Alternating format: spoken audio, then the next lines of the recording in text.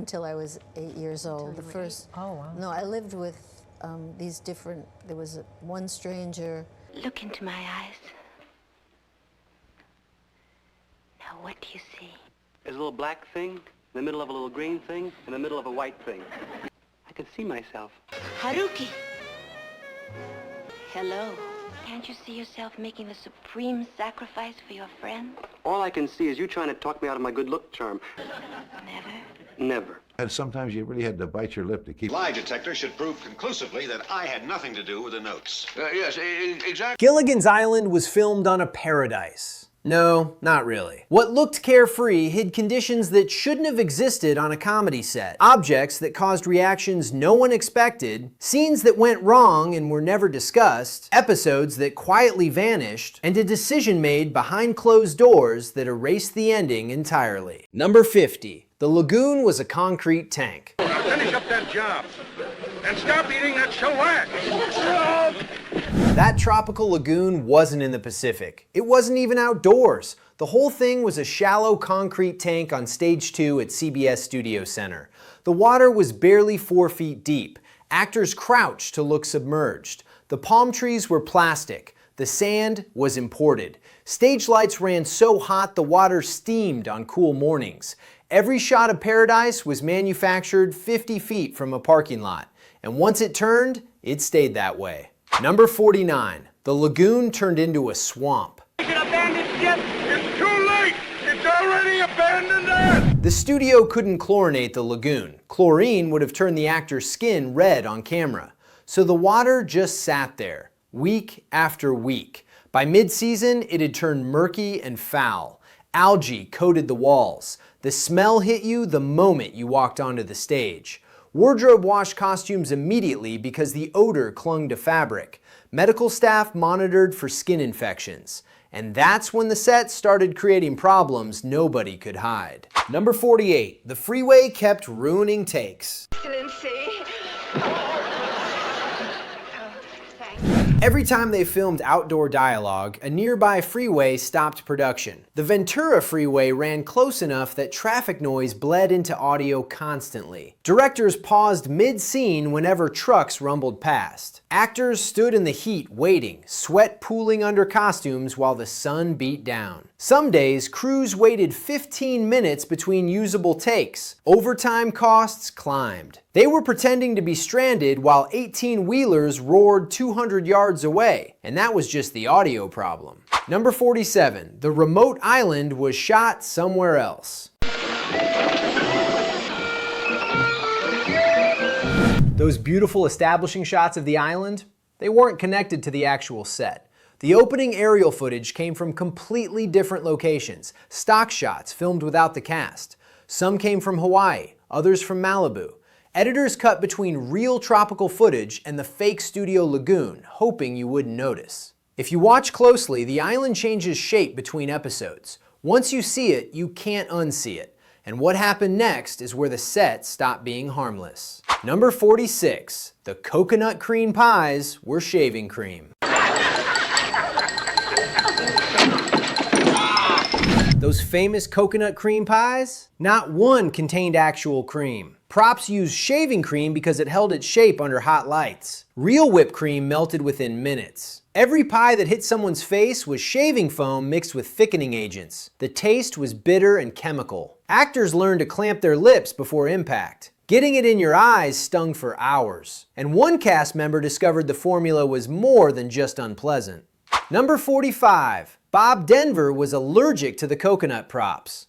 I said that Mrs. Howell's the most beautiful creature in the world, and that is precisely what I meant. Bob Denver developed allergic reactions to the fake coconut mixture used throughout the show. Something in the formula disagreed with his skin. He'd break out in rashes after handling props, red patches that makeup covered between takes. Medical kept antihistamines on set specifically for him. Denver never complained publicly, but crew noticed he positioned himself farther from coconut setups when he could. He powered through 3 seasons of reactions, and the coconut problems were about to get worse. Number 44. The coconuts rotted and nobody replaced them. Skipper, it bit me. It bit me on the neck. What bit you?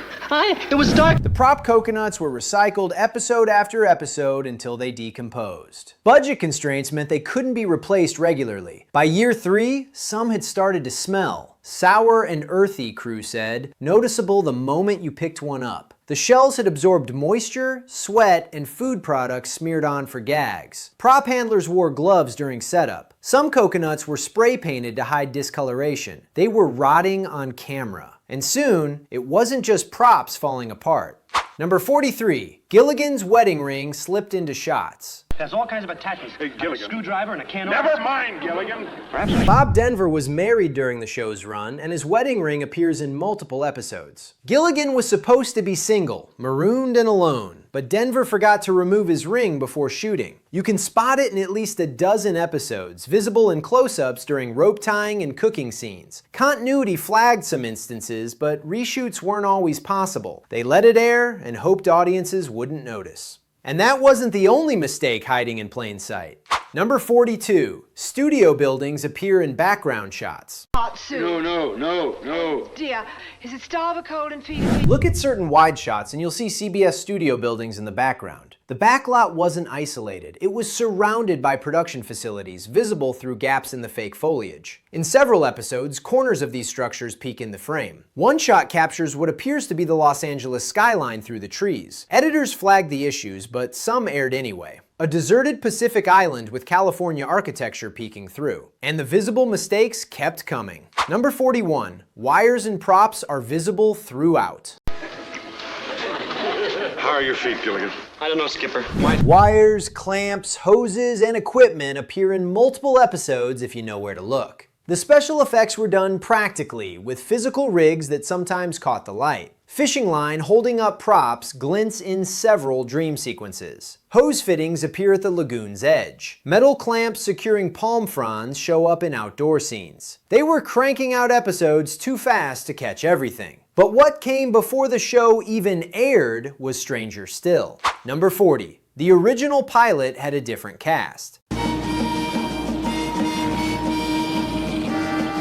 The pilot that sold Gilligan's Island to CBS featured a cast that barely resembled the show that aired. Only Bob Denver and Alan Hale Jr. survived the retool. Everyone else was replaced after test screenings. John Gabriel played the professor. Nancy McCarthy played a secretary named Bunny. Chemistry was off, demographics were wrong, the entire ensemble was rebuilt from scratch. New contracts, new faces. It's almost unheard of for a picked up series. And CBS didn't just tweak the pilot, they rebuilt the show. Number 39. Mary Ann and Ginger didn't exist originally. The original pilot had no Mary Ann, no Ginger, at least not the version you know. Instead, there was Bunny, a secretary traveling with her boss, bearing no resemblance to Dawn Wells' Kansas farm girl energy. The glamorous Hollywood starlet archetype didn't exist either. The show was reconceptualized after the pilot to create stronger contrasts. Innocent girl next door versus sultry movie star. That dynamic was invented after the fact. And the professor went through changes too. Number 38. The professor was recast. Russell Johnson wasn't the first professor. John Gabriel played the role in the pilot as a high school teacher. Smart, but not authoritative. When CBS ordered the series, they wanted someone who could believably solve island problems. Johnson was brought in, and the character was upgraded to a research scientist with multiple degrees. Gabriel's version never aired publicly until decades later. The recasting changed everything about how the show worked, and some of that original footage got recycled in ways you'd never expect. Number 37. Pilot footage was secretly reused. What's going on up forward, little buddy? Shots from the unaired pilot were quietly spliced into regular episodes throughout the series. Establishing shots, wide angles, and background plates were recycled to save costs. The problem? The pilot featured different actors. Editors had to be careful about framing. Some wide shots contain the original Ginger and Professor if you look closely. Small in frame, partially obscured, but present. The production gambled you wouldn't notice the inconsistencies. And one of the names in those credits is a legend, hiding in plain sight. Number 36. Mel Blanc secretly voiced a gangster parrot. Well, Might as well make myself comfortable. I mean, after all. Mel Blanc, the voice of Bugs Bunny and Daffy Duck, did uncredited voice work on Gilligan's Island. In one episode, a parrot appears with a tough, gangster-like personality. That was Blanc, brought in as a favor and never publicly credited. He recorded his lines in a single session between Warner Brothers commitments. One of the greatest voice actors in history, hiding in a sitcom about castaways. And he wasn't the only future legend buried in the credits. Number 35. Johnny Williams was John Williams. Excuse me. Lights! One if I land, two if I... The music credit lists Johnny Williams, the same John Williams who later composed Star Wars, Jaws, and Indiana Jones. In the early 1960s, he was doing television jobs under a casual credit. He composed the theme arrangement and incidental music throughout the series. It's wild to think the same composer who would later define Star Wars started here, on a sitcom theme you can't forget. But the show's hidden talent wasn't just in the music department. Number 34. The professor had a real chemistry degree. All systems are go. Russell Johnson actually held a chemistry degree. He'd studied at university level before acting, which gave him unusual authority delivering technical dialogue. Unlike most TV scientists who memorize jargon, Johnson understood the concepts behind what his character was building. He could spot errors other actors missed. The confidence in his performance wasn't acting, it was knowledge. He wasn't pretending to be smart. That expertise extended beyond what you ever saw on screen. Number 33. Johnson personally corrected scripts. Thank you very much, Mrs. Howell. You had something to do with this, and don't try and tell me that you... Russell Johnson kept a detailed binder of every invention the professor created across all episodes. When new scripts arrived, he cross-referenced them against previous builds to maintain consistency. If writers forgot what materials were supposedly available on the island, Johnson caught it. Writers initially resisted his notes, then came to rely on them. His binder became an unofficial production Bible. He treated a goofy sitcom with research project rigor, and some of that attention paid off in ways nobody expected. Number 32. Many inventions could theoretically work. Engineers have analyzed the professor's creations, and a surprising number are theoretically functional. The bamboo infrastructure, coconut shell batteries, radio repairs. The science was stretched, but underlying principles often held up. A physics professor published a paper examining 18 major inventions and concluded 12 were plausible with stated materials. The show accidentally became a teaching tool. The coconut radio was silly, but not impossible. And speaking of that radio, it had a function nobody planned for. Number 31. The radio prop picked up real stations. Was a mighty sailing man, the skipper brave and sure. The prop radio occasionally picked up actual Los Angeles broadcasts. It was built with real components, partly for authenticity, partly because it was cheaper than a fake shell. During certain scenes, actors heard faint transmissions bleeding through. Sound engineers monitored for interference during takes. Once, a local news broadcast was audible in a scene that made it to editing. The island's connection to the outside world was accidentally functional. And it was built better than props that nearly got people killed. Take a breath, because the next section is where the show stopped being funny behind the scenes. Number 30. Early quicksand scenes used real quicksand. Maybe it's a motorcycle. The production initially used actual quicksand, a mixture of sand, clay, and water in a controlled tank. The effects team believed they could manage the authenticity. They couldn't. Real quicksand doesn't behave predictably. It shifts, seals around limbs, creates suction that's hard to break. Actors sank faster than anticipated. Extraction took longer than safety allowed. Insurance paperwork documented the near misses. The studio mandated safer alternatives, oatmeal-based mixtures. But the damage was already done on one particular shoot. Number 29. Bob Denver nearly died during filming. Bob Denver came dangerously close to drowning during a quicksand scene gone wrong. The exact mechanism is disputed, but what's not disputed is he went under and the set froze. For several terrifying seconds, Denver was trapped below the surface while assistants scrambled. He emerged coughing, shaking, covered in the mixture. Medical evaluated him on the edge of the set. He sat for 20 minutes catching his breath. he was noticeably more cautious around pit effects for the rest of production. Safety protocols changed after that day. Number 28, the minnow was stolen from the lot. While we're on safari. I'm sorry, Skipper. We don't get a move on it, we'll never catch. The original minnow boat, the vessel from the opening credits, was stolen from CBS Studio Center. It was stored outdoors and someone simply drove onto the property and hauled it away. Security was minimal. The theft wasn't discovered until the next shoot, when crew found an empty space. Replacement boats had to be sourced and dressed to match, but they weren't identical. Sharp fans have documented the differences across episodes. The original was never recovered. And that boat's name carried its own hidden message. Number 27. SS Minnow was an insult to the FCC chairman. Little buddy, we came out to save you and you saved us.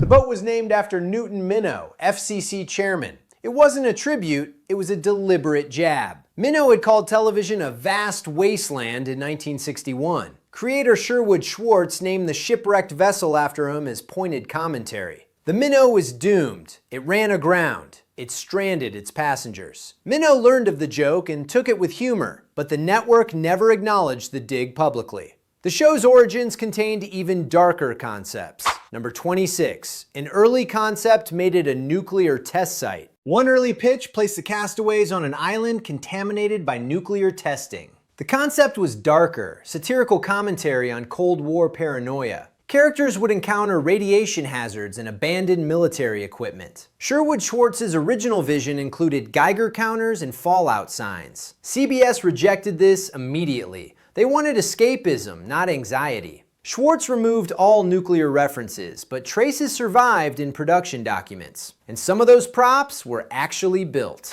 Number 25, fallout signs and Geiger counters were built. Props department records confirm that fallout shelter signs, Geiger counters, and radiation-themed set pieces were constructed before the nuclear concept was abandoned. Built based on early scripts, physical objects ready for a show that was never made, then shelved when direction changed. Some sat in CBS storage for years. A few may have been repurposed for other productions. Physical evidence of that darker version existed, but the rejected storylines didn't stop at nuclear themes. Number 24. A marijuana episode was filmed but never aired. An episode involving marijuana plants growing on the island was filmed and then buried. The castaways discovered mysterious plants with unusual effects. The episode was completed, or nearly completed, before executives stepped in. What's consistent across accounts is the network reaction. It got pulled and never reappeared. Cast members gave conflicting details for decades,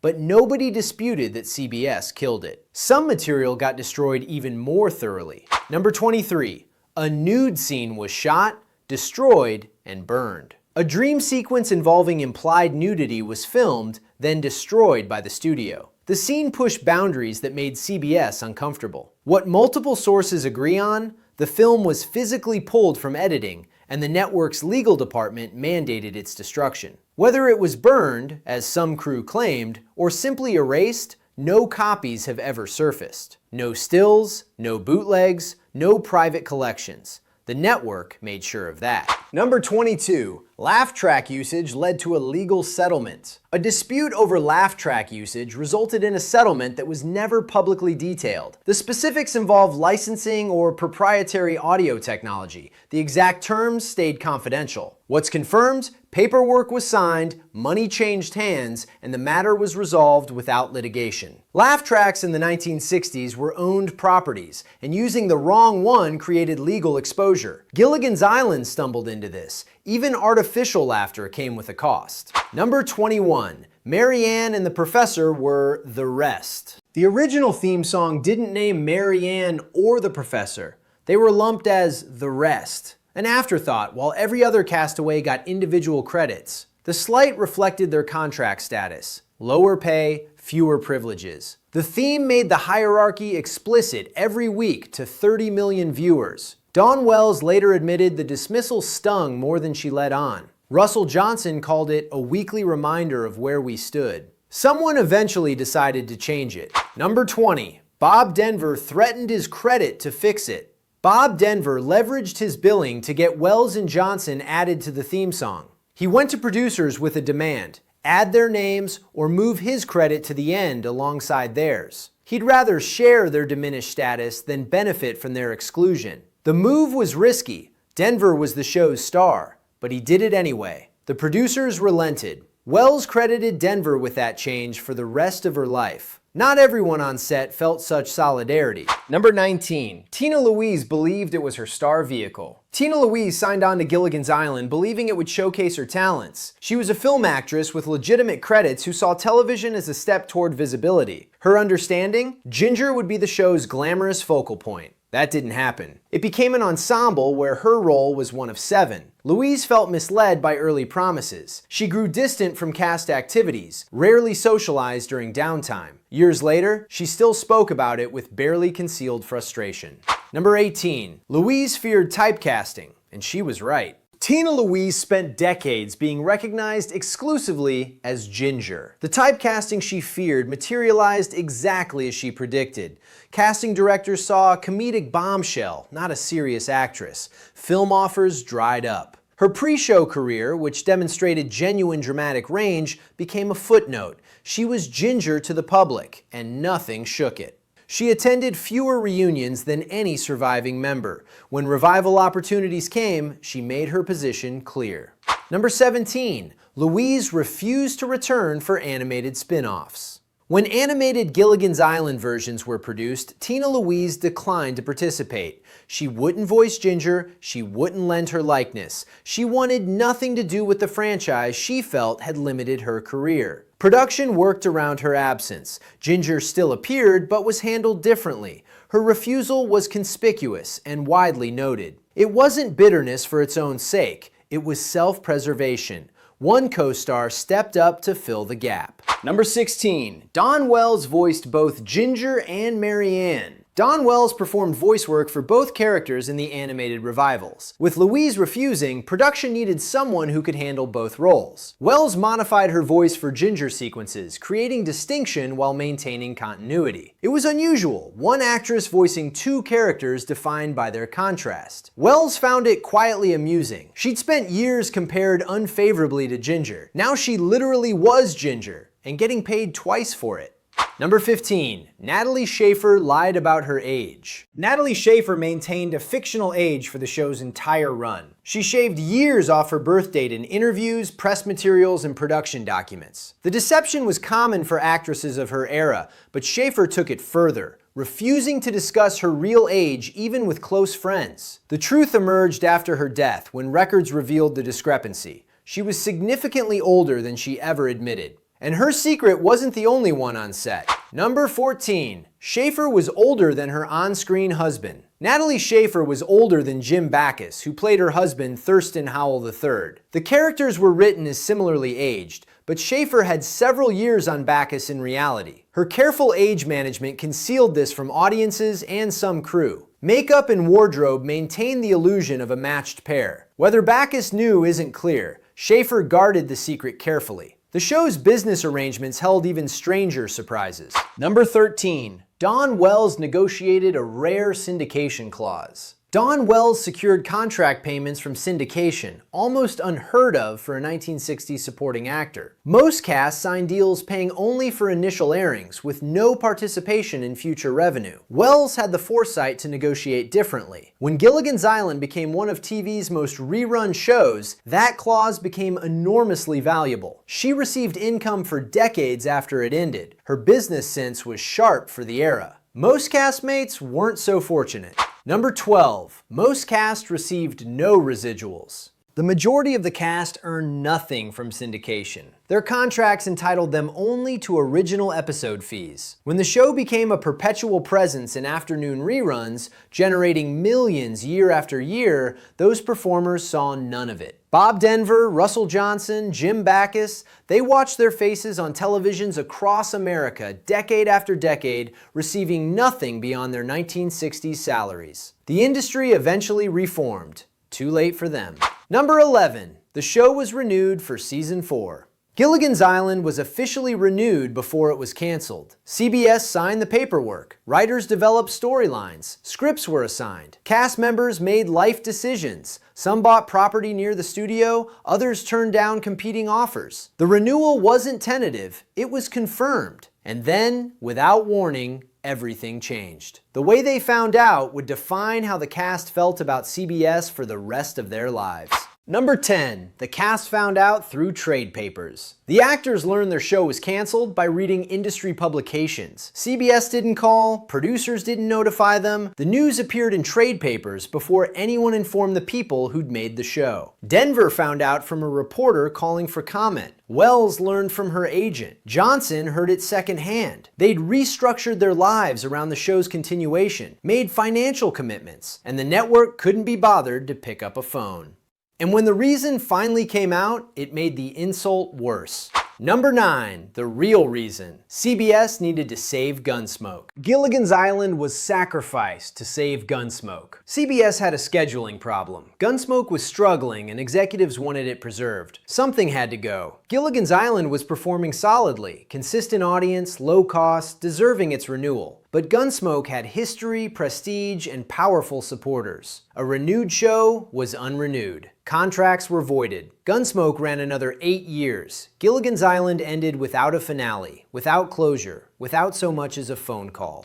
Number 8. Executives admitted it was political. Years later, CBS executives acknowledged the cancellation was political rather than creative. It wasn't about performance or quality, it was about which shows had protection. Gunsmoke had advocates in upper management. Gilligan's Island didn't. Not powerful enough ones. The executives who discussed it later seemed almost sheepish about the arbitrariness. A solid performer terminated because someone's favorite show needed its slot. The castaways paid the price. So did the viewers. Number 7. The show ended with no proper finale. The final episode wasn't written as a finale. No rescue, no resolution. The castaways remained stranded because writers believed they'd be back. The last episode was just another episode. Standard jokes, standard non-ending. Viewers who followed for 3 years never saw the characters leave, never saw the Howells return home, never saw the professor rejoin academia, never saw closure. The story simply stopped. 30 million people waited for a conclusion that never came.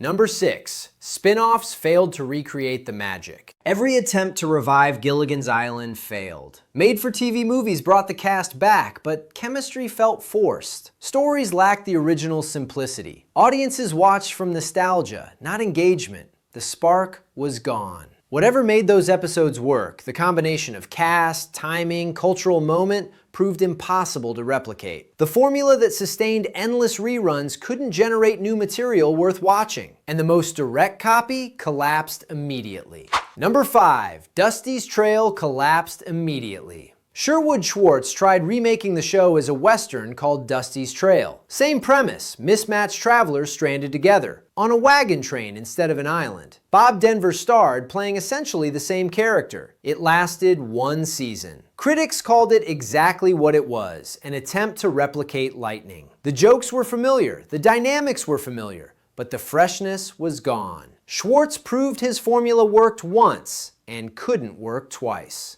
Number 4. The lagoon was paved into a parking lot. The famous lagoon was demolished and paved over. The concrete tank became parking spaces at CBS Studio Center. No preservation, no marker. One of TV's most recognizable sets became anonymous asphalt where employees parked. The decision was practical. Space was needed, nostalgia hadn't materialized yet. When fans later visited, hoping to see where the magic happened, they found painted lines and sedans. But that lot held one final secret. Number 3. Props were discovered buried during construction. Years later, construction crews excavating CBS Studio Center found Gilligan's Island props underground. Sun-bleached coconut shells, pieces of the minnow, bamboo fragments. The items had been dumped and covered rather than archived. Forgotten relics buried like refuse. Workers kept some as souvenirs. Others were thrown away again. The show generated millions in syndication, but the physical artifacts of its creation were treated like garbage. Something valuable, discarded, found by accident years too late. Number 2. Dawn Wells turned to crowdfunding for medical bills. Dawn Wells spent her final years fundraising for her own health care. The actress from one of TV's most successful syndicated shows couldn't afford treatment without public help. A 2018 GoFundMe raised over $200,000 from fans who remembered her from childhood reruns. The campaign's existence said more than any tribute ever could. She died in December 2020 from COVID-related causes, just after turning 82. And that's the part that doesn't fit the nostalgic version. Number 1. The show survived everything except its creators. The show outlasted its network, its cancellation, and the era that created it. It's still streaming today. CBS didn't plan for it to matter. They canceled it without warning, dismantled the sets, buried the props, then watched it become more valuable than programs they'd protected. The show about being stranded became unforgettable. Most casts spent their lives in its shadow, none fairly compensated. The lagoon was paved over. The contracts stayed one-sided. The props were buried like trash. And the show became immortal anyway. So that's Gilligan's Island. Not the version you saw on Saturday mornings, but the one that happened behind the palm trees, inside the contracts, and underneath the parking lot. 30 million people watched. Almost none of them knew.